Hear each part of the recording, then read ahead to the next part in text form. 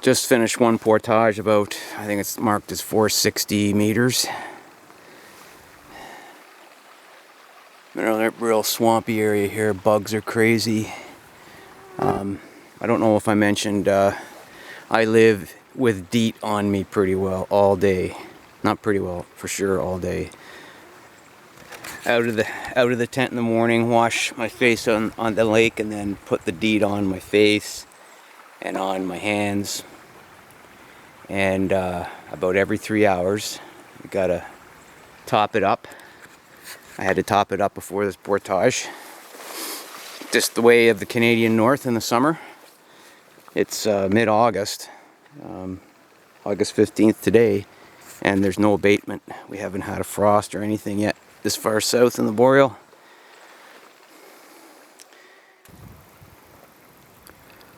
This is a real boggy creek.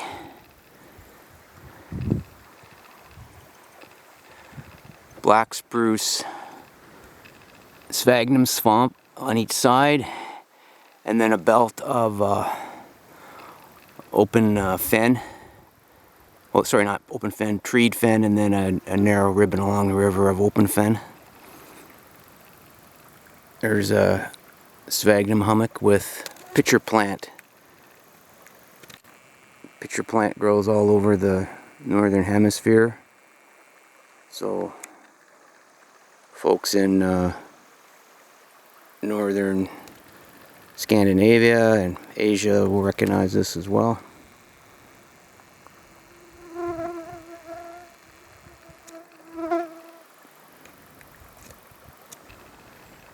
Okay, onwards to the 30-meter mini portage.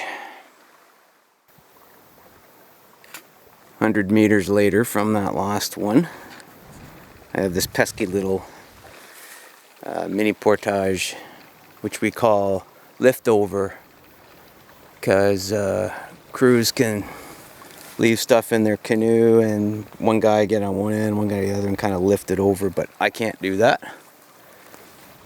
So everything's got to go out, got to go around that big jack pine there, the other side, and then we got more Boggy Creek paddling. Water is remarkably clear and clean. Look at that.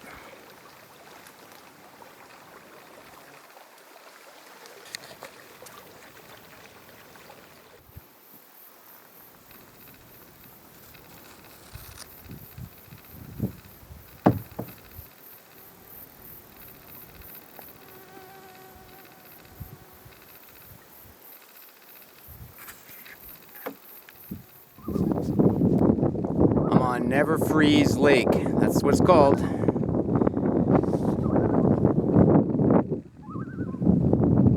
The wind always pivots me around at the wrong time. Okay. It's a small lake by Northern Ontario standards, but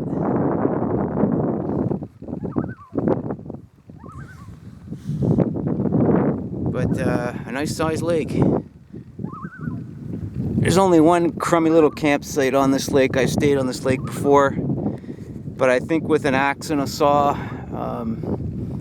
there's some high rock areas that one could make a campsite that's better. Okay, I'm getting blown backwards here. Onwards.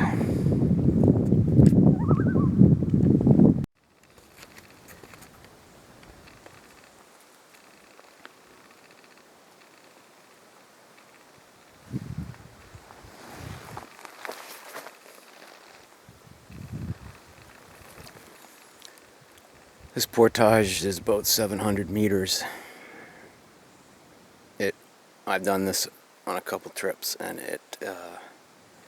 it's a tough one. Wears me out.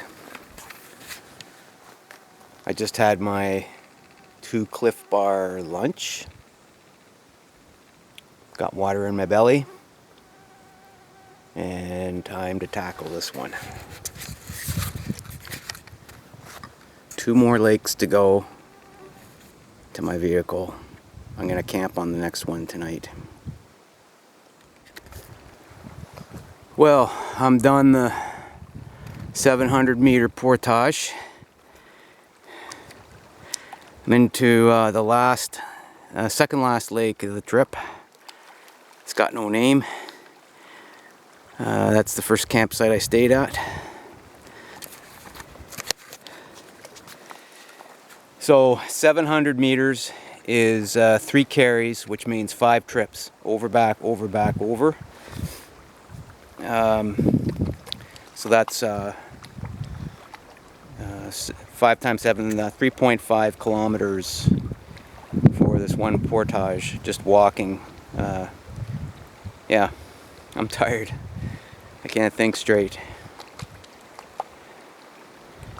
Solo tripping, you carry 2 to 4 times the gear per person than a group of 2 or 4, because you need all the same stuff that is core, like a first aid kit, boat repair kit.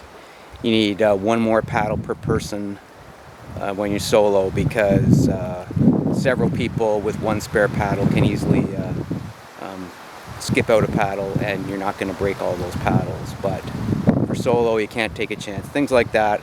I have the barrel. A group would have the barrel. I have a 2-man tent.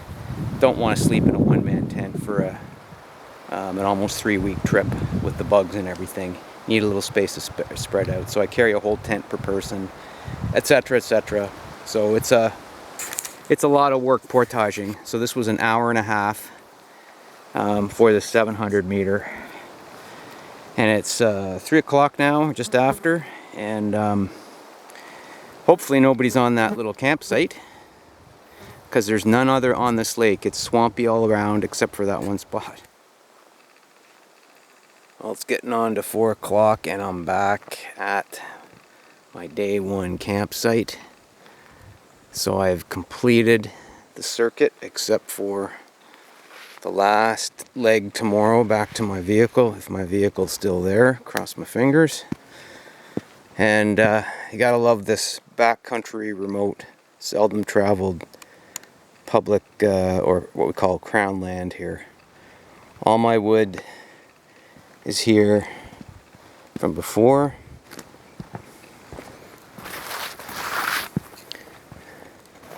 Some poles right where I left them, and poles right where I left them. So I got all the firewood I need. And check this out. This is my tarp area that I cooked under. And there's where I had my stick stove. Those rocks are to keep it up from starting to burn the ground. And there's all my busted off lengths to fit into my stick stove. It hasn't been touched. Gotta love backcountry.